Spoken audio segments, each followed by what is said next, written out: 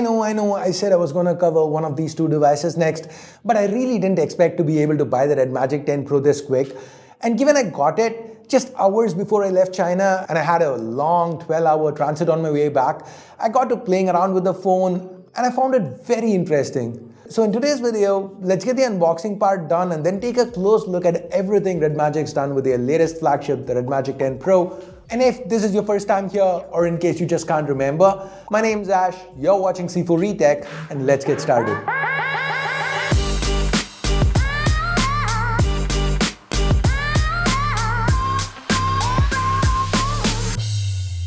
So here's the box the Redmagic 10 Pro comes in. It's a grey box with the X logo on top, kinda Apple-ish with the Roman numeral branding for the 10. Win more games to the side as always. So this is the base variant 12256. We'll talk more about the variants in just a bit. Let me slice through the plastic and unwrap the box. Once we open it up, the first thing we come across is this black insert with the Redmagic logo. This houses the SIM tool, a quick start guide, IMEI stickers, and a hard shell back case. I particularly like this case since it has texture which adds to the grip, which is all the more important given this phone's form factor. Talking about which, the next thing here is the Redmagic 10 Pro itself. We will get to that in a bit. Digging further in, we've got a red USB cable, Type-C to Type-C, and that's followed by an 80-watt charger. Let's now get to the Redmagic 10 Pro, peeling off the protective cover, removing that sticker to the back. This is a very boxy phone. In hand, it feels very similar to its predecessor. Now, there are three color options that Redmagic offers: a solid black, which is the one I'm holding in my hand right now, which is the one we are unboxing today. Then there are two transparent options, black and silver. They all share the same 8.9mm thickness and 229 gram weight. Now, usually, I am a huge fan of transparent backs, and they seem pretty here too, but this time, the solid black, yes, that was the one that shipped quickest, and that is why I bought it. I agree, so that might be a little bit of cope when I'm saying this, but I really like it. It feels a little stealthy, muted and understated, doesn't scream gaming phone. But at the same time, it's not too bland either. It's got these triangular patterns that are noticeable when light hits it at an angle, and the LEDs, once again, stealthy, well hidden, like the X logo, it's barely visible without the LED being on. The Nubia logo fades into the black when it isn't lit. And of course, the LED for the fan, that stands out, sure. Now, though this glass back is not glossy, it does pick up smudges easily, and the metal frame, it does curve at the very edges. But the Redmagic 10 Pro, as I mentioned, is still a pretty boxy phone. It's not very ergonomic, not very comfortable to hold and use for a long time. Now, ergonomics aren't the only compromise here. There is no wireless charging or an IP rating, which is understandable given the active cooling. So to the left, we just have the exhaust vent.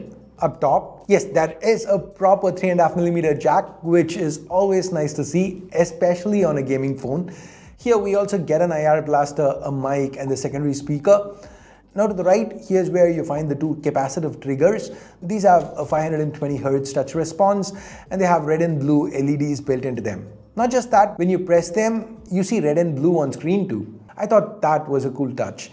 And the haptic feedback on press is pretty strong as well, thanks to the dual X-axis linear motors Redmagic's included. Then there's the intake vent, the power and volume keys, another microphone, and this quick toggle. By default, it launches game space, but you can set it to, say, toggle the camera or turn the flashlight on or off, or just use it as a mute toggle. Now, when you remap this, you can still launch game space from the notification bar after you pull it down. Anyways, moving on to the bottom, here we find the primary microphone, the SIM tray, and a USB 3.2 Gen 2 port. This has support for video out, and with game space, you get a kind of console mode of sorts to launch games from. I really like how this phone supports different resolutions and aspect ratios, so you can get rid of letterboxes regardless of which monitor you're using.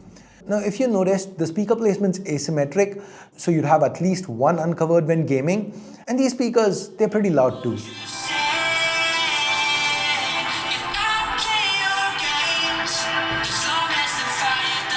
Okay, let's now talk about performance. If you're interested in Redmagic, then it's performance that probably drew you in, right? Now, of course, this phone is powered by the flagship Snapdragon 8 Elite, and with the other phones we've seen this chip on so far, we know it's a little difficult to cool. Redmagic, though, seems ready to rise to the challenge. They've actually gone with liquid metal for the SoC itself, an extremely large vapor chamber, and on top of that, active cooling with that fan which now runs 15% faster at 23,000 RPM and can also move 10% more volume. And with all that, the benchmark numbers are very good. An Antutu score of 2.8 million for the base variant. And the most important part, when pushed on a 3D Mark Wildlife Extreme stress test, the Redmagic 10 Pro retained 85% of its peak performance, and note that the high here at 7000, that's a good 400-500 points more than what we've been seeing on other 8 Elites so far. So the performance is amazing, but of course all that heat's gotta go somewhere, right? So the Redmagic 10 Pro, it did hit a toasty 49 degrees at this point. But like I've said in other videos, the 8 Elite's performance is overkill for most Android games. So the chip is not going to be pushed this high for most native Android games. And Redmagic even offers their own R3 chip in case you want to upsample the resolution or insert frames. Now, if you are getting into emulation, native emulators are not going to stress the 8 Elite out. PS2 at 5x resolution ran very well without heating up. Now, that's not going to be the same with, say, WinLater. But in that case, you're probably going to be using a controller. You wouldn't really mind the heat now, would you? When talking about WinLater, note that these are early days for the 8 Elite, so we don't have proper driver support yet. And that's why I've not been able to test Windows emulation or even Switch emulation to the fullest extent on this phone yet. But given the sheer performance on offer here, the Redmagic 10 Pro should be amazing for both once the drivers start coming out. Now, you might be limited by RAM or storage though, since the 10 Pro only comes with 12 gigs of LPDDR5X Ultra RAM, and the Ultra part, I explained this already in the iQOO video. The Ultra here stands for faster 9600 megatransfers per second speed of the RAM that they are using here. Most brands, barring iQOO and Redmagic till this point, they are using 8533 megatransfers per second RAM. Now, along with this RAM, we get 256 or 512 gigs of UFS 4.0 Pro storage. Now, if you want more, that's where the Pro Plus comes in. For the Pro Plus, you get either 16 or 24 gigs of the same LPDDR5X Ultra RAM and up to a terabyte of the same fast UFS 4.0 Pro storage. Now, this is probably the best time for me to talk about the differences between the Pro and the Pro Plus. Now, historically, traditionally, whatever you want to say, Redmagic has 4 major differences between their Pro and Pro Plus models. Now that would be RAM, storage, battery capacity, charging speeds, and well, you could technically say 5 if you include the price. Obviously, that's going to be different. But anyways, for the last few generations, there's been one major point of concern here, one major annoyance. The Pro Plus would get a higher price tag, of course, more RAM, more storage, faster charging. All of that makes sense, right? But it would also come with a lower capacity battery, meaning you could never buy the highest spec and have the max battery life possible, which is all the more weird on a gaming phone, right? Redmagic has finally fixed that this time. While the Redmagic 10 Pro has a solid 6500 mAh silicon carbide battery, pretty much the same capacity as my 8.8-inch tablet, the 10 Pro Plus gets a whopping 7050 mAh battery and faster 120 watt charging instead of the 80 watts we saw here. Now, barring these differences, both models are identical in pretty much every other way, and that includes the display. The display here is yet another major strength for this phone. Just look at this. When was the last time you ever saw a fully light-colored default wallpaper on a phone? Redmagic does that since the selfie camera is under the display. And this 16-megapixel shooter, it's barely noticeable. And that's despite the fact that Redmagic's finally upped the resolution to 1.5K. That said, selfies are still not great. They've definitely gotten better. They don't look like they've been shot on a laptop webcam anymore. That said, it's still not as good as what you'd get on a budget phone with a hole-punch selfie camera. Now, to get the selfies looking this good, Redmagic's done a whole lot of processing, and that is very noticeable when you lose most of this processing when shooting video. 1080p 30 is what this camera maxes out at, and for once, I understand. Given the lack of light, it makes sense Redmagic would want to leave it at 30 FPS. The footage, it's average at best, but I guess that's the price you pay for this beautiful full-screen display. And this display, it does look stunning.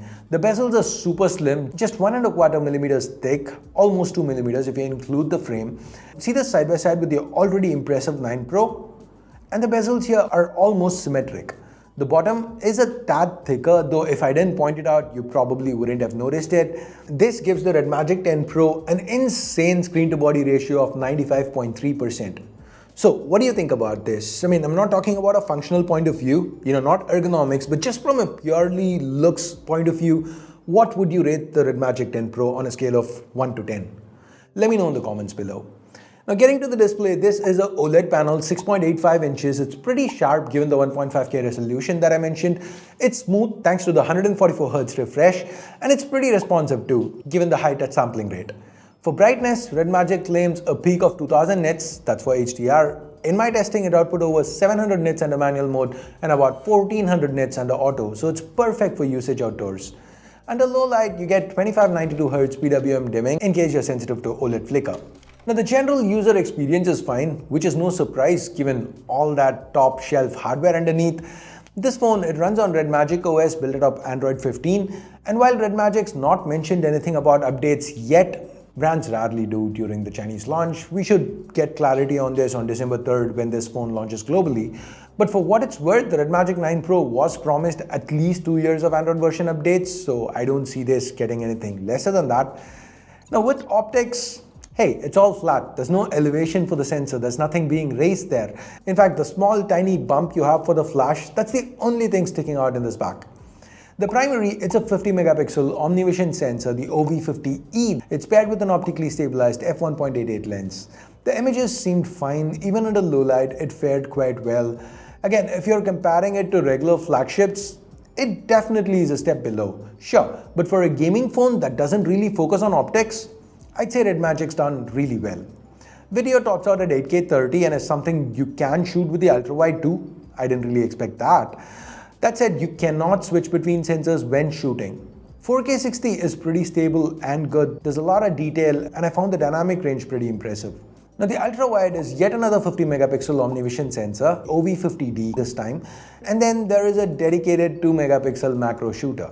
Now the Redmagic 10 Pro, it starts at 49.99 RMB, which converts to about $690 or 58,000 rupees Indian. And for that price, Redmagic seems to have put together an excellent gaming phone, especially with the 8 Elite being hard to tame. If performance is your main focus, this is going to be the phone to get. At least for another few days till the ROG launches. And let's hope Asus bring their A game, because to be frank, they are going to need it if they're going to want to outperform this liquid metal and active cooled monster of a phone from Redmagic. So what do you guys think about the Redmagic 10 Pro? Let me know in the comments below. And thanks for watching. Ash out.